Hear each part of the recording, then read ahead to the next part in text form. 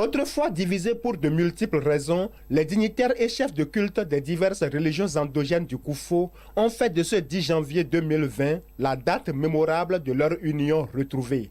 Devant leurs adeptes et les autorités politico-administratives du Koufo, ils ont clamé haut et fort avoir fumé le calumet de la paix.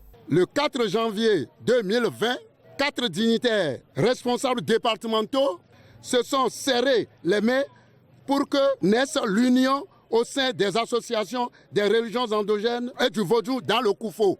Ainsi est réalisé le vœu tant souhaité, signe de l'union qui sera concrétisé à la fin de cette fête que nous souhaitons belle pour tous. Les députés Richard Alassoron et Ernest Medewanou, témoins de l'événement, ont saisi l'occasion pour saluer la clairvoyance de ceux qui ont œuvré pour la reconnaissance des chefferies traditionnelles dans la constitution béninoise. Je tiens sincèrement à dire un grand merci au chef de l'État qui a bien compris qu'il faut toujours prendre corps avec cette tradition en demandant aux députés de voter la reconnaissance de nos valeurs culturelles. Je voudrais dire merci au président de la République pour la prise en compte de la chefferie traditionnelle dans notre nouvelle constitution.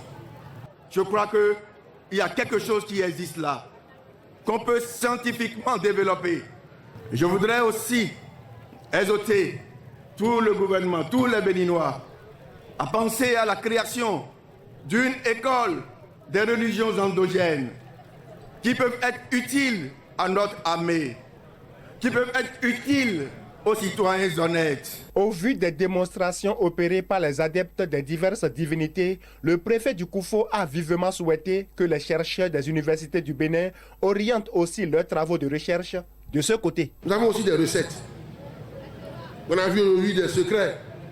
C'est pour cela que nous devons inviter les chercheurs de nos universités à pénétrer ce secteur-là pour découvrir, pour sortir ou pour révéler tout simplement, pour révéler ce qui existe déjà et permettre à tout le Bénin de l'avoir en lui, de l'avoir autour de lui et d'attirer d'autres peuples pour une grande découverte en termes de tourisme.